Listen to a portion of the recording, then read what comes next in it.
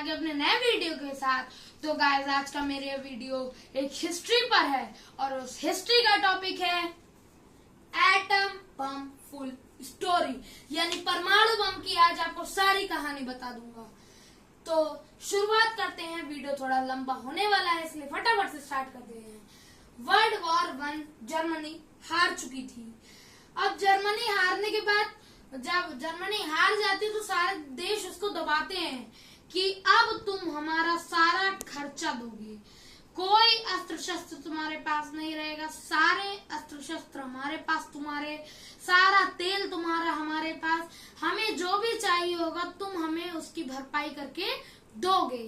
अब इसके बाद जब सारे देशों को चाहिए था, अगर एक देश को चाहिए होता तो वो कब्जा कर लेता, पर एक देश नहीं है, कई देशों की बात थी। इस वजह से एक टेलीग्राम होता है जिसका नाम होता है ट्रीटी ऑफ वर्साइलीज। अब ट्रीटी ऑफ वर्साइलीज में जर्मनी को साइन कराया जाता है कि अब तू यहीं दब जा, अब तुझे एकदम दबा देंगे हम और तुझे ही सारी भरपाई करनी है। इस तरीके से जर्मनी को डांट लगाई जाती है अदर देशों के द्वारा। अब हिटलर जर्मनी के लीडर बन जाते हैं 1933 में। अब ये एक बहुत ही प्रतिभाशाली इंसान थे जो कि अगर स्टेज पे खड़े हो जाते तो एक बार में लाखों की भीड़ में सबको संबोधित करने की ताकत रखते थे। पर हिटलर की एक बहुत ही गंदी आदत थी, वो थी डिस्क्रिमिनेशन, यानी जातिवाद। ये जात पात पे बहुत ही विश्वास रखते थे। अच्छा, ये अपने धर्म में उच्च जाति के आदमी थे, तो इनका मानना था कि जो यहूदी होते हैं, ज्यूस, ये गंदी नस्ल के आदमी है, गंदा खून है इनका, और हम अगर वर्ल्ड वॉर हारे हैं तो इन्हीं ज्यूस की वजह से हम वर्ल्ड वॉर 1 हारे हैं, इन्होंने हमारे पीठ पर खंजर भोंका है। इस तरीके से हिटलर के विचार थे। प्रतिभाशाली होने का मतलब ये नहीं होता कि आप दूसरों के ऊपर डिस्क्रिमिनेशन करें, और यही सबसे बड़ा पागलपन था हिटलर का, क्योंकि यहूदी में बहुत बड़े बड़े साइंटिस्ट थे जो कि मजबूरी में बाद में जर्मनी से डेनमार्क, फ्रांस, अमेरिका और दूसरी जगहों पर गए।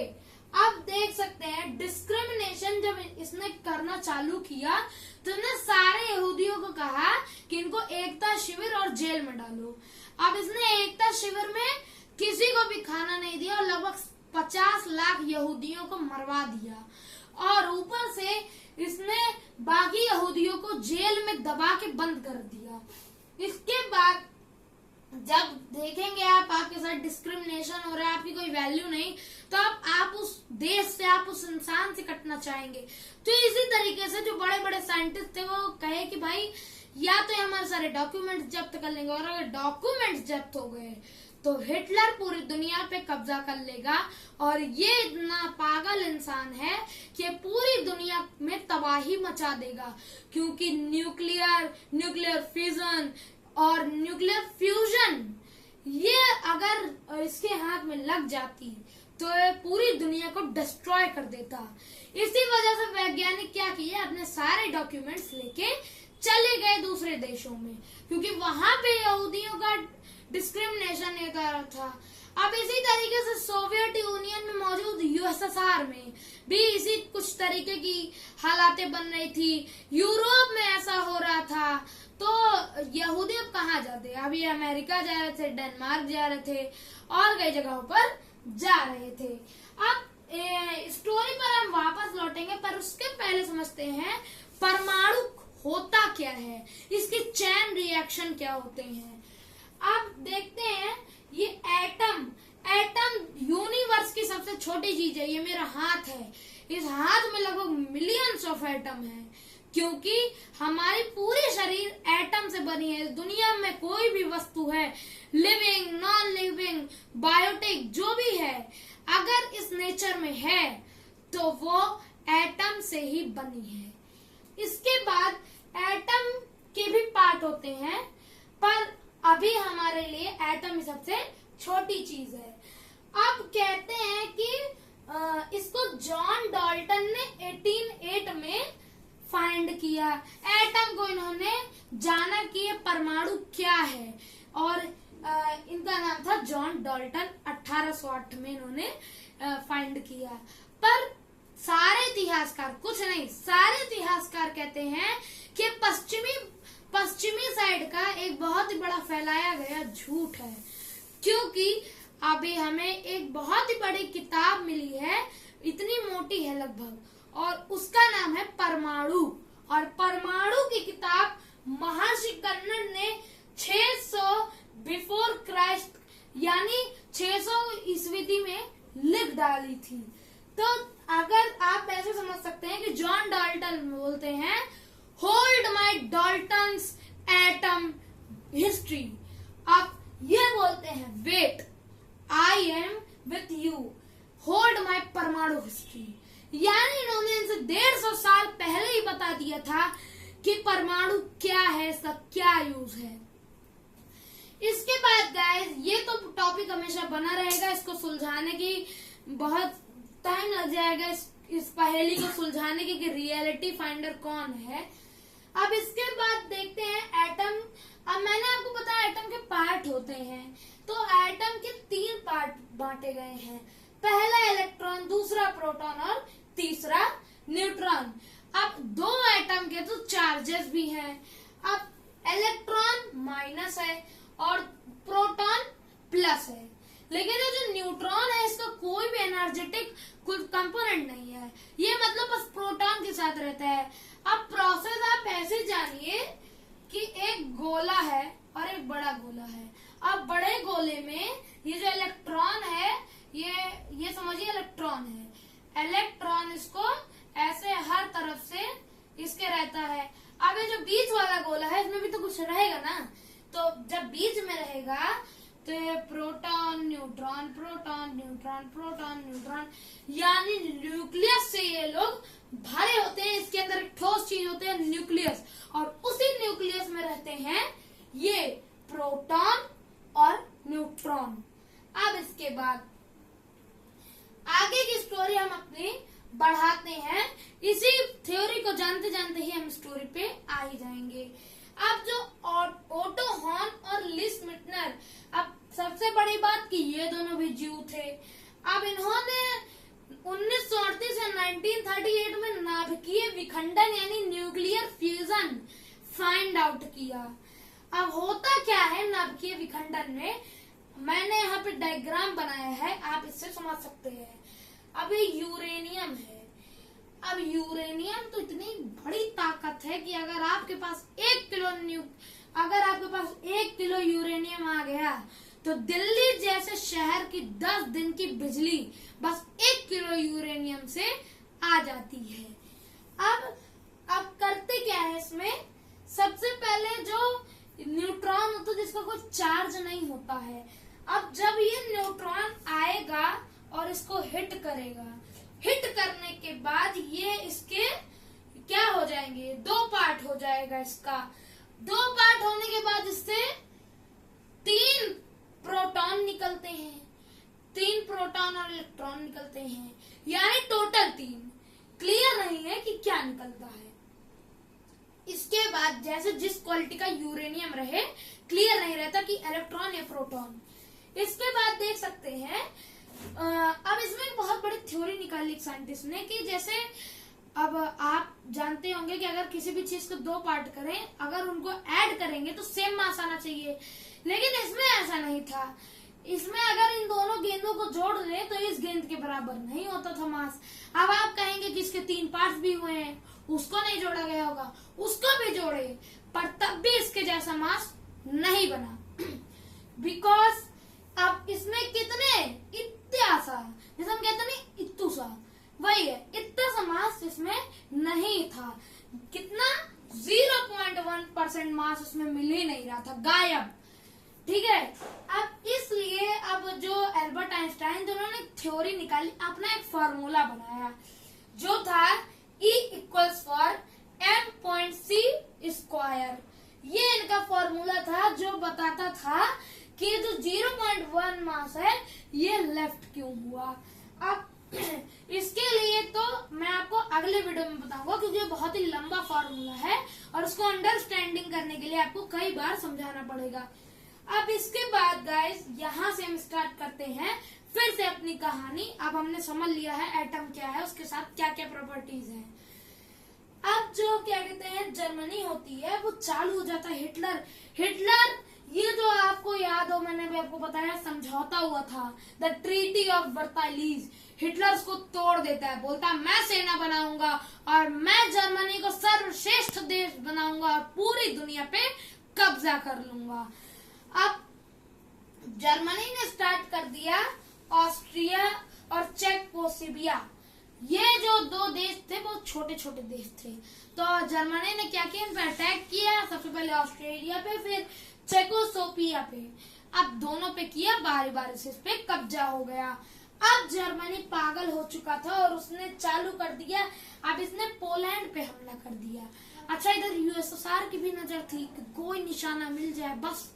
अब यूएसएसआर ने भी उसी के साथ पोलैंड पे हमला कर दिया। तो जब दोनों में हमला किया तो जीत तो होनी ही थी। अब जीत हो जाती है दोनों की, तो ये दोनों क्या करते हैं, समझौता कर लेते हैं, फ्रेंडशिप।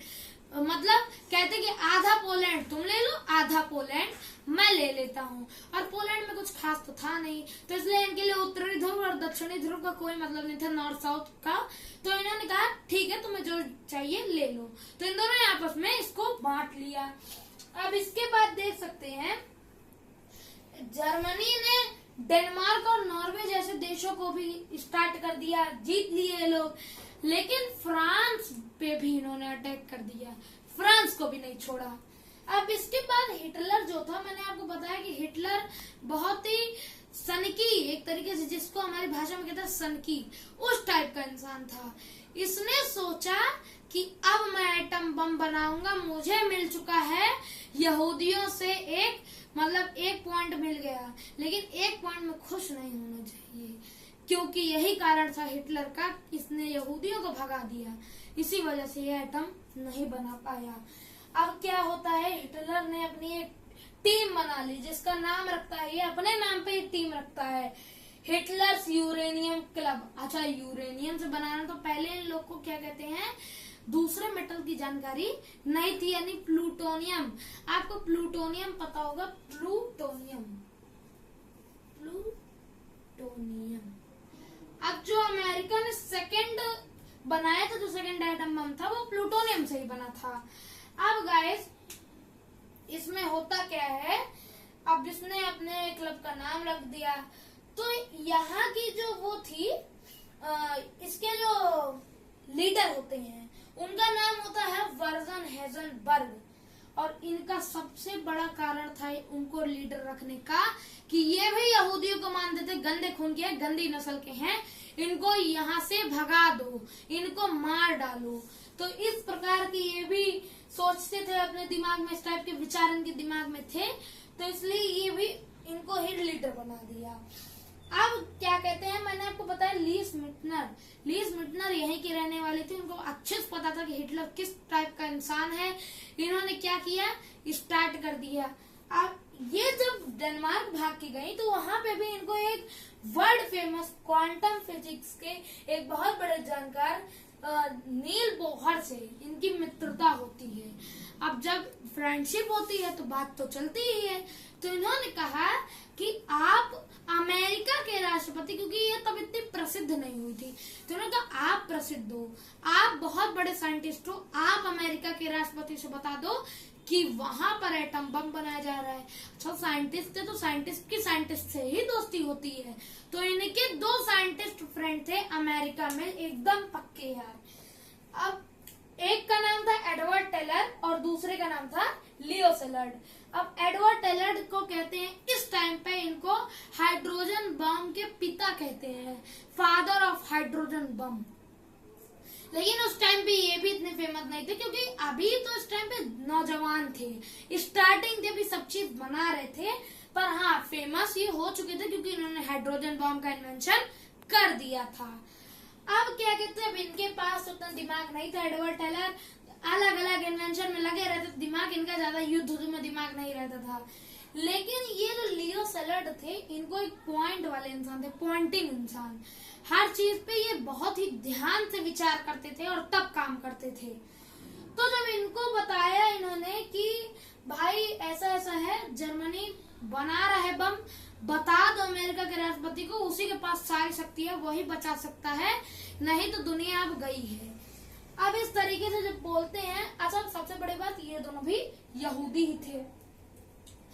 अब लियो सेलर्ड भी भाई उतने फेमस तो थे नहीं, लेकिन एल्बर्ट आइंस्टाइन बहुत मस्त आदमी थे, उनको सब जानते थे, जिधर जाएं वही देश एकदम राजा देश हो जाता था। तो ये अमेरिका में इस टाइम पे थे, बूढ़े हो चुके थे, एकदम 80-85 साल के, ऐसे झुक के चलते थे। तो गए और इन्होंने कहा कि महाराज आप ही सबसे बड़े हैं, अब आप ही अमेरिका के राष्ट्रपति से बोलिए कि अब ये एटम बम बनाए, नहीं तो अब पूरा विश्व गया। तो इन्होंने एक लेटर लिखते हैं ये लोग, रोजवेल्ट उस टाइम के राष्ट्रपति थे, रोजवेल्ट को एक लेटर लिखते हैं कि आप अपना सारा प्रबंध कर लो, आप एटम बम बनाओ, क्योंकि अब हिटलर के हाथ में एटम बम की थ्योरी लग चुकी है। तो अब जो ये रोजवेल्ट होते हैं, वैसे भी वर्ल्ड वॉर 1 से परेशान होते हैं, बोलते हैं नहीं अब पहले मैं अपने सारी चीजों की भरपाई कर लूं, मैं वर्ल्ड वॉर 2 में नहीं रहना चाहता, मैं अपने माइंड पे कोई डिप्रेशन नहीं लाना चाहता। अच्छा, इनके ऊपर तो डिप्रेशन रहता है, क्योंकि प्रधानमंत्री इन्हीं के ऊपर डिप्रेशन डालेगा, कॉमन सी बात है, नुकसान इतना हुआ था। अब इसके बाद लेकिन इनका ध्यान जाता है, जब ये नक्शा देखते हैं तो इधर देखते हैं, जो जापान था, जापान ये क्या कर रहा था, पूरी दक्षिणी एशिया पे कब्जा कर चुका था, अब बस इसको बाकी एशिया पे कब्जा करना था, और ये बढ़िया तानाशाह था। अब यहाँ के तानाशाह ही बहुत पावरफुल होते थे, वहां के लोग इनको भगवान मानते थे। क्या नाम था? हिरोहितो। हिरोहितो यहाँ के तानाशाह थे, और इनको लोग भगवान मानते थे कि इनकी बात कोई काट नहीं सकता है। इधर जापान पागल हुआ था, तो उधर जर्मनी, वहां के लीडर हिटलर, वो भी पागल हुए थे। अब ये दोनों देश पागलपन कर रहे थे। अच्छा, जापान ने एक बहुत ही बेकार काम किया, लेकिन उसके पहले हम आपको कमेटीज के नाम बताते हैं जो कि एटम बम के लिए बनाया गया था। क्योंकि एटम बम, मान लीजिए एक खजाने की चाबी हो, अगर उसकी थ्योरी आपके हाथ में लग जाए तो आप जिसको जिसको पता चलेगा वही जुट जाएगा उसका पता लगाने में चाबी का। इसी वजह से इन लोगों ने भी यही किया। अब इन लोगों ने कमेटी बना ली एटम बम के लिए, क्योंकि एटम बम किसी खजाने की चाबी से कम नहीं था, जिसके हाथ लग जाता वही राजा होता।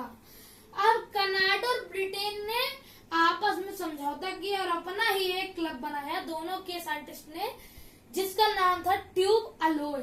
ट्यूब अलोय इनका क्लब था। जर्मनी ने बता ही चुका हूँ, यूरेनियम क्लब।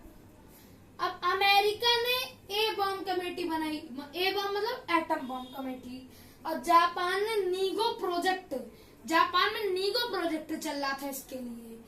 आप देख सकते हैं, अब जापान ने एक बहुत ही घटिया काम किया, जो ये था कि इसने वहां के सैन्य अड्डा, सबसे अच्छा वहां की प्लेस थी और वो वहां पे सबसे ज्यादा सैनिक थे, वहां उनका सैन्य अड्डा था जिसका नाम था पील हार्बर। उस पर अटैक कर दिया, पता नहीं कौन कौन से बड़े बड़े बम वहां पर दगा डाले और वहां पर तबाही मचा दी, काफी सैनिक मारे गए। लेकिन अब अमेरिका को गुस्सा आ जाता है, वहां के राष्ट्रपति बोलते हैं कि अच्छा, सैन्य अड्डा पे हमारे हमला करोगे, अब मैं भी सेकेंड वर्ल्ड वॉर में हूँ और मैं अब जापान पे हमला करने के लिए तैयार हूँ। और अब इन्होंने अपनी एक नई कमेटी बनाई। वो बोले कि इतना लूज काम करोगे तो कुछ नहीं होगा, ये तुम सिंपल सी कमेटी बनाए हो, इसको हटाओ। अब बस 11 साइंटिस्ट मिलके एक जंगल में मेरे लिए एटम बम बनाएंगे और मैं जापान पर हमला करूंगा। इसके बाद इन्होंने क्या किया, अब 11 साइंटिस्ट को जोड़ लिया। जब बनाया तो इन्होंने एक प्रोजेक्ट का नाम दिया मैनहट्टन प्रोजेक्ट। अब इन्होंने क्या किया, इसके जो मतलब साइंटिस्ट थे, मेन लीडर, जैसे हर चीज का लीडर होता है, इसके लीडर थे मिस्टर ओपेनहाइमर जी, बहुत बड़े साइंटिस्ट।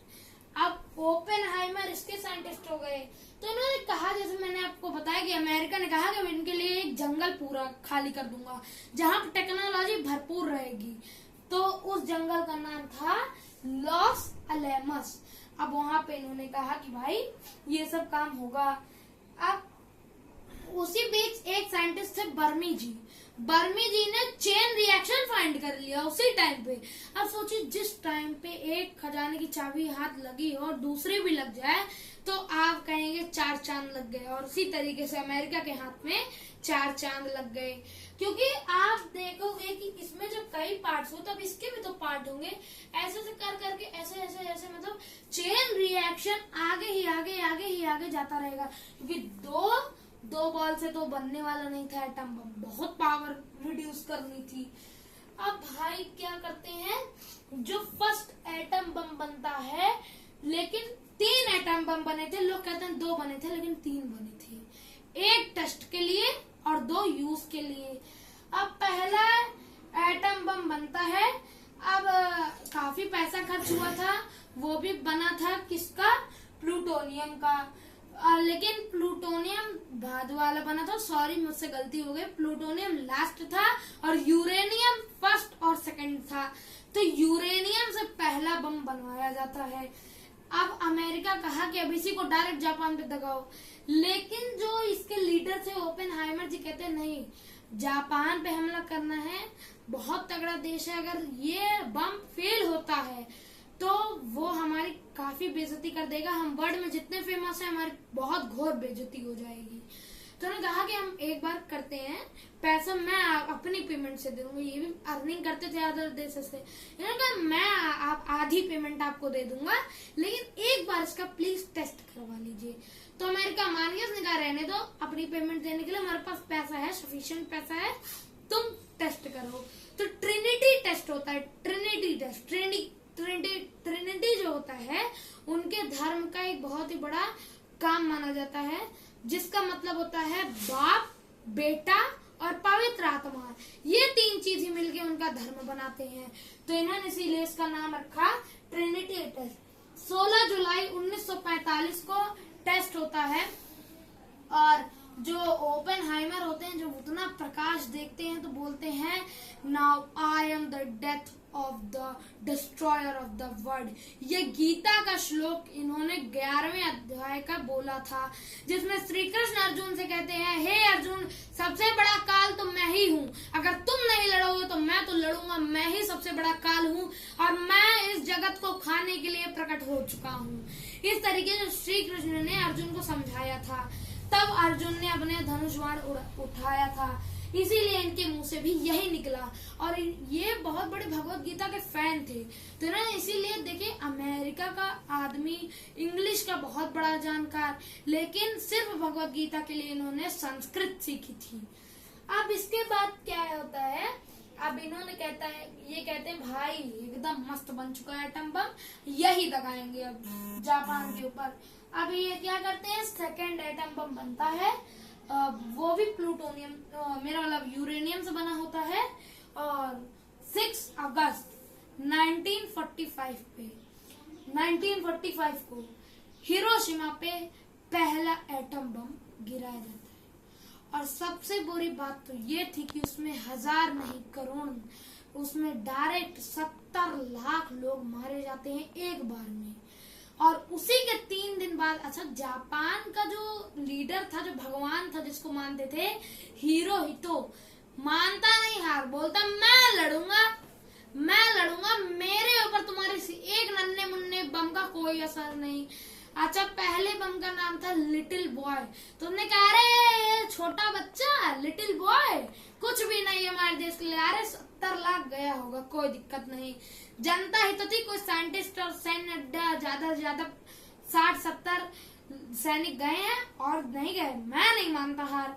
अब इसके बाद जब अमेरिका को और गुस्सा आता है, और ये फिर अगस्त 9, 1945 को, यानी तीसरे दिन ही इसने तीसरा बम गिरा दिया। और उस दिन भी 90 लाख के करीब लोग मारे गए। अब इसको कुछ समझ में आया कि हाँ, पावर तो है एटम बम की, और उस पावर ऑफ एटम बम ने पूरे जापान को डिस्ट्रॉय करके रख दिया। यहाँ तक कि इसका इतना असर था कि जापान ने बहुत ही बुरा काम किया था। जापान कि हीरो हितों की वजह से कई जनरेशन्स खराब हो गई। कोई पैदा होते ही बहरा होता, कोई अंधा होता, किसी के पैर नहीं होते, किसी के हाथ नहीं होते, किसी का शरीर जला निकलता। मतलब पैदा होते ही कई रिएक्शंस उसमें मिलते, वो भी ये लगभग कई जनरेशन्स तक चला। तो इस वजह से यही थी पूरी स्टोरी एटम बम की। और उस दिन के बाद से आज तक कभी एटम बम बनाया नहीं गया और ना ही उसको किसी भी लड़ाई में यूज लिया गया है। तो गाइस फिर मिलेंगे अगले वीडियो में, तब तक के लिए जय हिंद और जय भारत।